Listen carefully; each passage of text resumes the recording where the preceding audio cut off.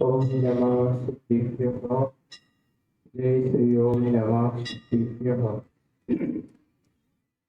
बोलो शासन नायक भगवान महावीर स्वामी की। मूलनायक देवादिदेव 1008 श्री चंद्र भगवान की। परम पूज्य आचार्य गुरुवर श्री विद्यासागर जी महाराज की। अहिंसा परमो धर्म की। सिद्ध चक्र महामंडल विधान की। पूज्य मुनि श्री अजित सागर जी महाराज की, समस्त मुनि संघ की। मूकमाटी में एक जगह एक बहुत अच्छा चित्रण है।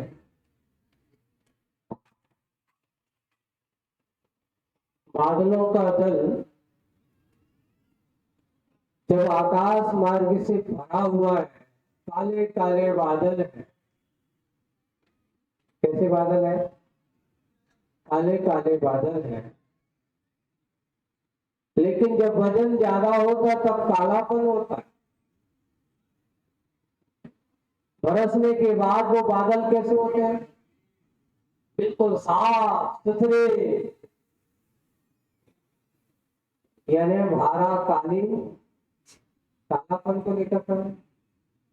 लेकिन बरसने की देने के बाद जो उसकी परिणति होती है वो कैसी होती है? बिल्कुल साफ सुथरे होते हैं। यही है कि लेकर के चलने वाला, संग्रह करने वाला जब जब भी होता है, भरा होता है, और जब वजनदार होता है तो उसके अंदर कालापन होता है। जब वो त्याग कर देता है तो फिर क्या हो जाता है? साफ हो जाता है। आप लोगों की ये प्रकृति, मुखमाटी की ये बात यहाँ ये बता रही है कि बंदो बादल बनो, दलदल मत करो। यानी बादल बरसेगा, दलदल तो होगा, लेकिन बरसने के बाद जो दलदल के बाद जो उपज होती है, जो सामने प्राप्त होता है, उस प्राप्ति के बारे में चिंतन करना चाहिए कि मैंने आज तक क्या बोया है, क्या वो करके आपने क्या काटना चाह रहे हो। आप अपने आप के किसान बनो। कौन से किसान बनना है बताओ? आपने यहाँ एक बहुत अच्छी कल्पना की है और किसान के लिए कहा है कि एक सबसे बड़े किसान कौन है? तो उनका तुलसी यह तन खेत है। तुलसी यह तन खेत है। मन बच काय किसान। मन, वचन और काय, ये किसकी रूप मुक्ता दी इनको? किसान की। और पुण्य पाप जो बीज है, बीज कौन कौन से? पुण्य पाप जो बीज है, क्या बोला सो जान। क्या बोला है? आपके हाथ में पाप के बीज डालोगे, पाप के पौधे खड़े होंगे, तैयार होंगे। पुण्य के बीज डालोगे, पुण्य के बीज बन करके सामने तैयार होंगे।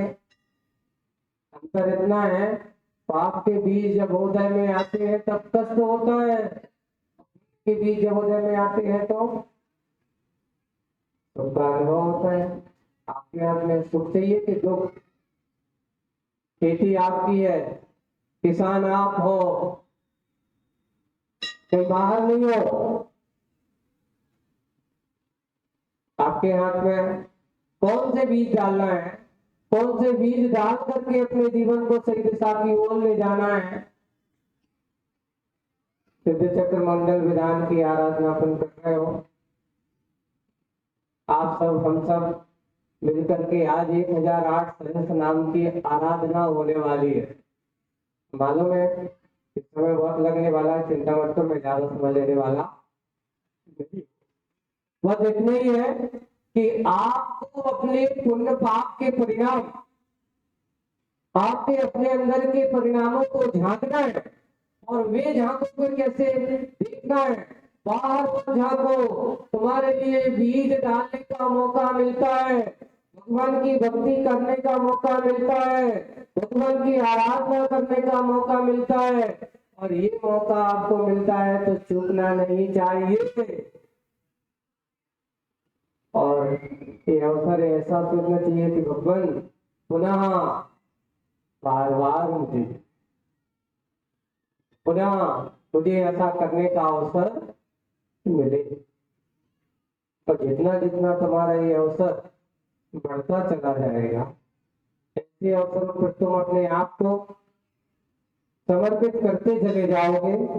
ध्यान से आपके लिए यह इस भव का नहीं, इस भव में तो सुख का कारण होता ही है, अगले भव भी सुख का कारण बन जाता है। एक बात और, आज सुबह सुबह में गया और एक बात कही, देखिए एक जीव है जिसे अपन स्वान कहते हैं।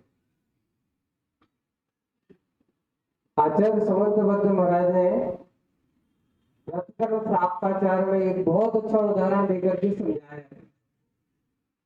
क्या दबाए? स्वापी देवस्वा जायते धर्म किल विसा। दो बातें। स्वापी, एक स्वान देव बन गया, किसके कारण से? धर्म के कारण। और एक देव स्वान बन गया किल विसा, यानी पाप के कर्म क्यों गए? अधर्म के कारण से। आप स्वान की ओर भाग रहे हो कि स्वान से देव की ओर भाग रहे हो? आप स्वान नहीं हो, आप तो मनुष्य हो।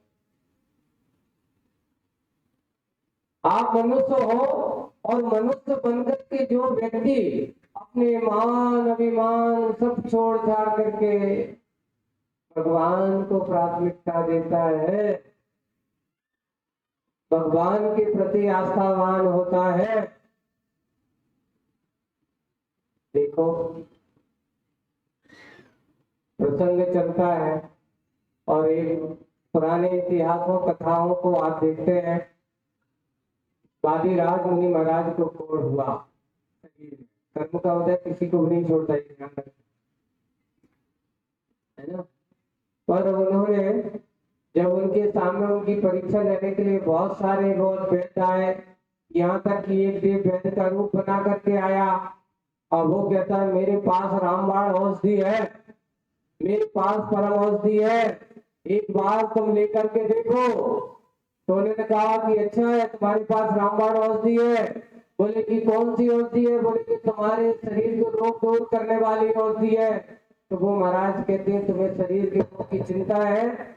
शरीर के रोग की चिंता नहीं कर रहा हूँ, मुझे तो ऐसी औषधि बताओ जो मेरे जन्म जरा मृत्यु रोगों को नाश कर सके। कौन है बताओ? एक ही है, जिन भक्ति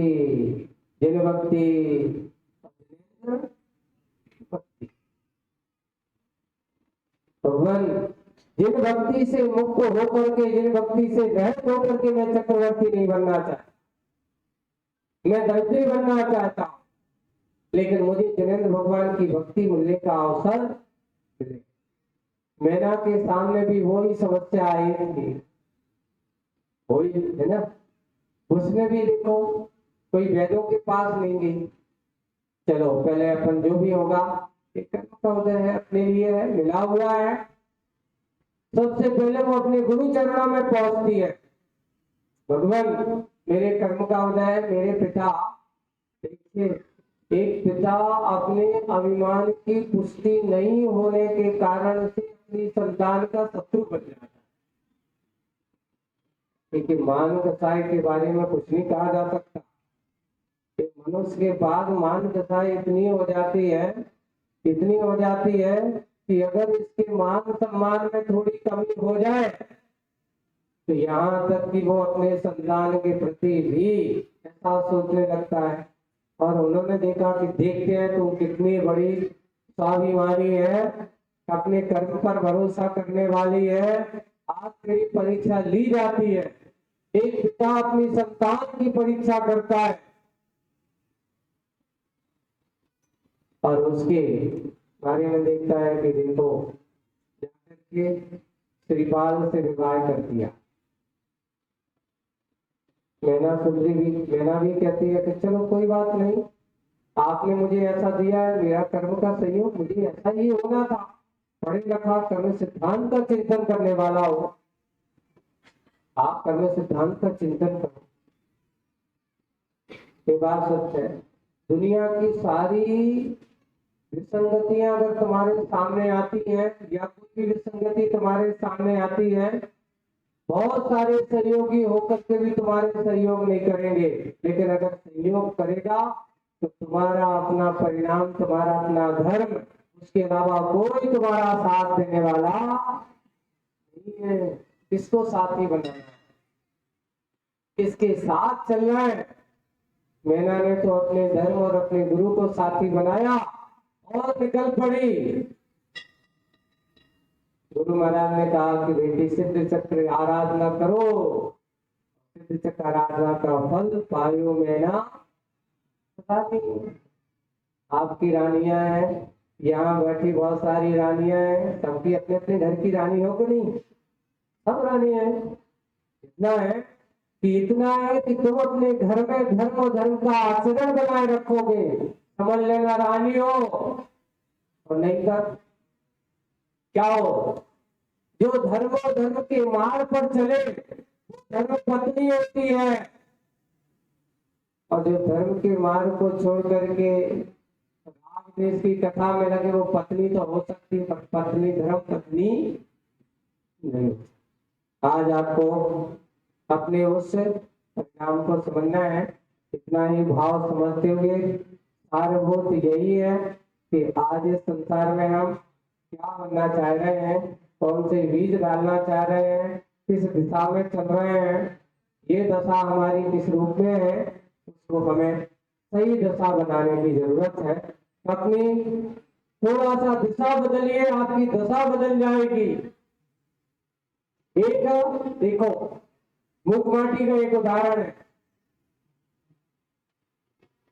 मूक माटी का एक उदाहरण आप लोगों के सामने रख करके बात पूरी कर रहा हूं कि जब एक हवा का संयोग आता है, एक हवा का संयोग बनता है, हवा के संयोग से देखो, वही जब हवा चली, जब हवा चली और जाकर के गुलाब के बगीचों से गुजरी, तो वहां लिखा है पवन ने पुष्प को प्रेम से हिला दिया। मुखमाटी में लिखा है पवन ने पुष्प को, गुलाब को प्रेम से हिला दिया, और गुलाब ने प्रेम से पवन को खुशबू से नहला दिया। किसके नहला दिया? पुष्प ने, गुलाब ने पवन को किससे? खुशबू से नहला दिया। और वही पवन जब एक गंदगी से गुजरी, सुगंधित पवन आगे बढ़ी, एक गंदगी के संयोग से आई, और देखते ही देखते उस पवन को दुर्गंध में परिवर्तित कर दिया। आप पवन के समान हो। हमारा परिणाम उस हवा की भांति है। फूल की संगति में रहोगे, खुशबूदार बने रहोगे, और राग देश की गंदगी में रहोगे तो बदबू ही आएगी, कभी खुशबू आने वाली नहीं है। चाहिए क्या? खुशबू। अब छोड़ना पड़ेगा बदबू को। तो आप परिग्रह अच्छी खुशबू लाता है कि बदबू लाता? वाह, मना बिना परिग्रह के तो परिणाम अच्छे होने वाले छोड़ने लगता है। तो आदमी कहता है भैया कम हो रहा है, थोड़ा बढ़ाओ। थोड़ा और लाओ, ऐसा कहते हैं। लेकिन जब परिग्रह को छोड़ करके जो व्यक्ति अपने अंदर के आनंद की खुशबू का अनुभव करता है, उसको तो कहना ही क्या, उसके शब्दों से वर्णन नहीं किया जा सकता। हम उस आनंद की खुशबू को लाने की कोशिश करें। सारे सिद्ध चक्र महामंडल विधान के इस प्रसंग पर आप लोगों को यही कहना चाहूंगा कि मूक माटी के उस प्रसंग को अच्छे बनाओ, बादलों को हल्का करो, बदल जाओगे। और बादल भारी बनाओगे तो और हमेशा क्या होगा, काले ही काले होते जाओगे। और फिर और कैसा होना, संगति फूल की करो तो आपका जीवन सुगंधमय हो जाएगा। ये वो बगीचा है, यहाँ आकर के बैठोगे तो आपकी खुशबू बढ़ेगी, महकेगी। कैसी? चंदन को जितना रगड़ो उतनी खुशबू दिखता है। आप किराने की दुकान पे जाकर के देख लेना, उसके चंदन भरा रखो करो, कोई खुशबू नहीं आती। चंदन की खुशबू कब आती बताओ? घिसोगे। यही है, चंदन जब तक रगड़ता नहीं है तब तक खुशबू नहीं आती। वैसे ही बैठे बैठे लोगों के जीवन में खुशबू कब आएगी? जब थोड़ा सा परिणाम अपना क्या करो, भगवान के चरणों में जाकर के माथा अपने आप को रगड़ने की कोशिश करो। आपका जीवन सुगंधमय हो जाएगा, चंदन बन जाएगा। चंदन बनो, आपका बंधन होने लग जाएगा। तो लोग उसे माथे पे लगाते हैं, अपना जीवन खुशबूमय बनाने की कोशिश करते हैं। बस इतना ही कहते हुए, क्योंकि आगे भी सिद्ध चक्र की आराधना बहुत लंबी है, कहते हुए राम देते बोलिए परम पूज्य आचार्य गुरुवर श्री विजय सरस्वती महाराज की। एक श्री महाराज जी के चरणों में अर्पण करते हैं। भावों की निर्मल सर